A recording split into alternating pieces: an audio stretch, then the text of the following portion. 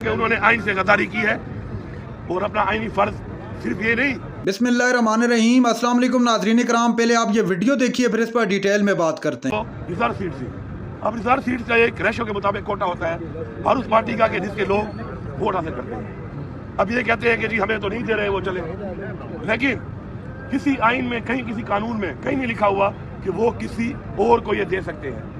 किसी और को देकर इन्होंने खिलवाड़ किया आइन के साथ, और जिस तरीके से बार बार इस आइन को तोड़ा जा रहा है इस चीफ इलेक्शन कमिश्नर की तरफ से। मैं रिपीट कर रहा हूँ, पहले हमने 2 हुकूमतें तोड़ी, पख्तूनख्वा की और पंजाब की। आइन को तोड़ा, 90 दिन में इलेक्शन नहीं कराया, यही शख्स था। उसके बाद जो इलेक्शन में इसने हरकतें की, फिर इलेक्शन के अंदर बारहा बताया गया वीडियो के जरिए, हर चीज के जरिए कि कागजात छीने जा रहे हैं, अगवा किया जा रहा है प्रमोदर सिकंदर को। उसके बाद हमें कैंपेन के लिए नहीं छोड़ा जा रहा, कान पे जूं तक नहीं रेंगी इनके, परवाह ही नहीं थी इनको, लगे रहे अपने काम पे। और आखिर में फिर भी अवाम का मैंडेट चोरी करके अब रिजर्व सीट को भी इस तरीके से फिर आइन को वायलेट करके एक वायलेशन की लंबी एक फहरिस्त है क्योंकि पूरी कौम जानती है। मैं ये समझता हूँ कि शायद इस मुल्क में जो आर्टिकल 6 है, जिसका मतलब ये है कि जो आइन तोड़ेगा आर्टिकल 6 के मुताबिक सजा होगी, ये लोग भूल चुके हैं आर्टिकल 6 को। अपना कानून बनाया हुआ है, अपना एक आइन बनाया हुआ है, उस आइन के साथ जो खिलवाड़ कर लो, हमारा ये फर्ज है बहैसियत पाकिस्तानी कि हमने अपने आइन का तहफ़्फ़ुज़ करना है। हम वो करेंगे इंशाल्लाह। अपना हक मांगते हैं, अपने हक मांगने के लिए हम तमाम इदारों से, अदलिया से, सबसे रिक्वेस्ट करते हैं कि फ्री एंड फेयर तरीके से ट्रिब्यूनल में हमें अपना हक दिया जाए फॉर्म 45 के मुताबिक। अगर ये नहीं किया जाएगा तो इस इलेक्शन को मेरे ख्याल में न तो कि पाकिस्तान में कबूल कर रहे हैं और नहीं इंटरनेशनली तमाम इदारों ने कह दिया है इंटरनेशनली तो ये इलेक्शन ठीक नहीं होगा। तो ऐसी हुकूमत की क्या क्रेडिबिलिटी होगी? इन्होंने वफाक में बना ली, पंजाब में बना ली, बलूचिस्तान में बना ली, सिंध में बना ली। और मैं भी चैलेंज करता हूँ यहाँ पर कि मेरे पूरे 13 हल्के मेरे बिल्कुल फॉर्म 45 के मुताबिक एक वाज़ेह लीड, बहुत ज्यादा लीड से जीते हुए हैं। बावजूद इसके कि मैं दावा कर रहा हूँ इन्होंने हर हल्के में MPA पे कम से कम 10,000 वोट और MNA पे कम से कम 25,000 वोट जैली पोल इन्होंने करवाए। इन्होंने कापियां दी हैं, स्टैंप शुदा इन्होंने लोगों को वोट दिए हैं। हमारे मुखालिफिन को जिनके साथ मिले हुए थे तो ये साबित होगा एक दिन, और इंशाल्लाह साबित करेंगे। इसलिए नहीं कि हमें घूमते चाहिए, इसलिए कि हम पाकिस्तान में फ्री एंड फेयर इलेक्शन कराने के हक में थे। हमने इसीलिए EVM के जरिए करारदाद पास की थी कौमी असम्बली में। यही पार्टियां और यही लोग मुखालिफ थे। वज़ीर-ए-आला साहब आज साबित हो गया है कि इसलिए नहीं मान रहे थे EVM मशीन को, इन्होंने धांधली करनी होती है, धांधली के जरिए लोगों को मुसल्लत करना होता है, जो इन्होंने करके दिखा दिया। वज़ीर-ए-आला साहब कल ईवान सदर में हलबतदारी तक़रीब है सदर पाकिस्तान का, तो बहैसियत वज़ीर-ए-आला वहाँ पर शिरकत करने के लिए आप जाएंगे कि? देखिए, मैं तो पहले ये समझता हूँ कि जिन्होंने वोट दिया उसको, जितना वोट पड़ा है आसिफ जरदारी साहब को, जितना वोट पड़ा है जरदारी को, ये सारा फॉर्म 45 वाला नहीं है, ये वो धांधली वाला फॉर्म 47 और 49 का वोट है।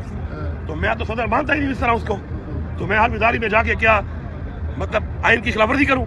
ये तो आइन की खिलाफवर्जी है कि मुझे मेरा ज़मीर जानता है, मेरा दिल जानता है, मैं जानता हूं कि अवाम के मैंडेट से ये जो नुमाइंदे जिन्होंने इनको वोट दिया है वो अवाम के मैंडेट से ही नहीं आए। अब जब कुर्सी पे बैठ जाएगा फिर तो जाहिर बात है हम अपना हक भी मांगते रहेंगे और हमें उसको सदर मानना पड़ेगा। बहैसियत से पाकिस्तानी शहरी हमें मानना पड़ेगा, क्योंकि वो कुर्सी पे जब बैठ जाएगा वो हल्फ लेने के बाद तो फिर हमें मानना पड़ेगा। लेकिन ये जाती है, ये ज्यादा है, ये नवाज शरीफ, जरदारी, ये PDM वाले सारे एक चीज है, और ये इकट्ठे हो जाएंगे जब इनको लगेगा कि इमरान खान आ रहा है। आज बार बार साबित हो रही है बात कि एक ही चीज है, इन्होंने बातें की हैं अब तक, सिर्फ इसलिए एक के खिलाफ की है कि लोगों को बेवकूफ बनाया है, इन्होंने मिलकर पैसा खाया है।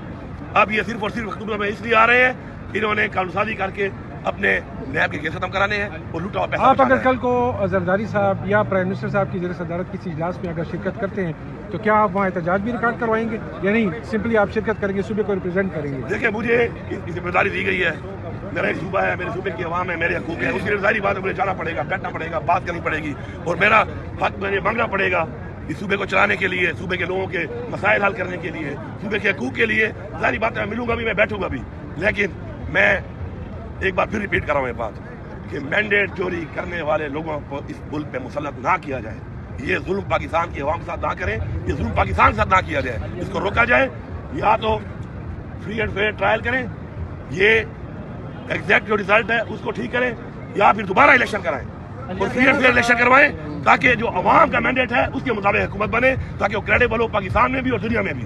علی امین صاحب یہ بتائیں کہ کل آپ نے اعلان کیا تھا کہ صحت انصاف کارڈ 1 رمضان سے شروع ہوگا، تو کیا صوبے کے پاس اتنے وسائل ہیں، اتنے پیسے ہیں؟ یہاں ہمیں تو کہاں جا رہے ہیں کہ خزانہ بالکل خالی ہے، کچھ نہیں، تو کہاں سے آپ یہ لے کر آئیں گے؟ اور یہ جو دوسرے آپ نے لنگر خانوں کا بھی کہا تھا، انشاءاللہ جو چیز ہم کریں گے انشاءاللہ اپنے وسائل کو دے کے کریں گے انشاءاللہ، اور ہماری نیت صاف ہے، ہم لوگوں کو انشاءاللہ فری علاج بھی دیں گے، ہم دوبارہ جتنے بھی ہمارے انیشیٹوز ہیں جو فلاح کے ہیں، جو ہمارے روزگار کے حوالے سے آگے ہیں، انشاءاللہ وہ بھی چلائیں گے، اور ہم اپنا جو حق ہے جو ہمیں نہیں دیا جا رہا انشاءاللہ وہ ہم لیں گے، اور وہ اگر ہمیں مل جائے تو پھر ہمارا خزانہ خالی نہیں ہے، ہمارے خزانے میں بہت کچھ ہے، لیکن ہمارے خزانے میں ہمیں وہ چیز اور حق نہیں دیا جا رہا، جس کی وجہ سے ہمارا خزانہ خالی ہے۔ تو ہم نے ووٹ اس لیے نہیں لیا کہ ہم کرسی میں بیٹھ کے عیاشیاں کریں، ہم نے اس لیے لیا ہے کہ ہم نے وہ خزانے کا وہ حق اس خزانے میں ڈالنا ہے، اور انشاءاللہ ٹرانسپیرنٹ طریقے سے وہ اپنی عوام پہ لگانا ہے۔ جب ہم لگائیں گے تو پھر خزانے میں ہر چیز کی بہت ہوگی، مسائل بھی حل ہوں گے۔ آخری سوال ہے سر، 2018 میں جب گاندھی کے خلاف تحریک انصاف نے احتجاج، ناظرین کرام آپ نے ویڈیو دیکھی، آج کے دن کی اپڈیٹ آپ کے سامنے رکھ دیتا ہوں۔ ایک تو جو سب سے بڑی اپڈیٹ ہے وہ آپ تک بخوبی پہنچ چکی ہوگی، پاکستان کے نئے صدر منتخب ہو چکے ہیں جناب آصف علی زرداری صاحب۔ آصف علی زرداری صاحب اس سے پہلے بھی 2007 سے لے کے 2013 تک پاکستان کے صدر رہ چکے ہیں۔ آج ان کے جو مد مقابل تھے پاکستان تحریک انصاف کے حمایت یافتہ اور سنی اتحاد کے جو چیئرمین جناب اچکزئی صاحب آصف علی زرداری سے یہ صدارتی انتخاب ہار چکے، اور ہارنا ہی تھا چونکہ اکثریت ان کے پاس تھی، وہ جس طرح بھی آئی لیکن ان کے پاس تھی اکثریت۔ اس کے علاوہ ناظرین کرام جو دوسری بڑی ڈیولپمنٹ ہے وہ آج کی جو سب سے ہنگامی اور تیل کا خیز قسم کی پریس کانفرنس تھی وہ تھی شیر افضل مروت صاحب کی۔ شیر افضل مروت کی پریس کانفرنس میں انہوں نے بہت کچھ کہا، لیکن جو سب سے انتہائی اہم اور جو خطرے کی گھنٹی انہوں نے بجائی، انہوں نے کہا کہ میری جان کو خطرہ ہے، اور میری جان کو خطرہ کسی اور سے نہیں بلکہ مریم نواز صاحبہ کا انڈائریکٹ انہوں نے تذکرہ کیا، اور کہا کہ میری جان کو خطرہ ان سے، چونکہ یہ چاہتی ہیں کہ مجھے راستے سے کسی طرح سے ہٹا دیا جائے۔ ناظرین کرام یہ بات آپ بخوبی جانتے ہیں کہ اس وقت ملک کی جو موجودہ سیاسی یا معاشی صورتحال ہے وہ کسی سے ڈکی چھپی نہیں ہے۔ پاکستان اس وقت اس دورائے پہ کھڑا ہے کہ اس کو فیصلہ کرنا ہے۔ فیصلہ کیا کرنا ہے؟ فیصلہ یہ کرنا ہے کہ پاکستان کے اندر پولیٹیکل سٹیبلٹی لا کر اکنامک جو معاملہ ہے اس کو ٹھیک کیا جائے۔ پولیٹیکل سٹیبلٹی اب کیسے آئے گی؟ پولیٹیکل سٹیبلٹی اس طرح سے آئے گی کہ جس کا مینڈیٹ ہے اس کو واپس کیا جائے، تمام جو سٹیک ہولڈر ہیں وہ مل بیٹھنے کی ان کی ضرورت ہے تاکہ وہ مل کر بیٹھیں، اور جتنے بھی ان کے درمیان جو مسائل ہیں ان کو حل کیا جائے، تو ہی ملک کے اندر سٹیبلٹی آ سکتی ہے۔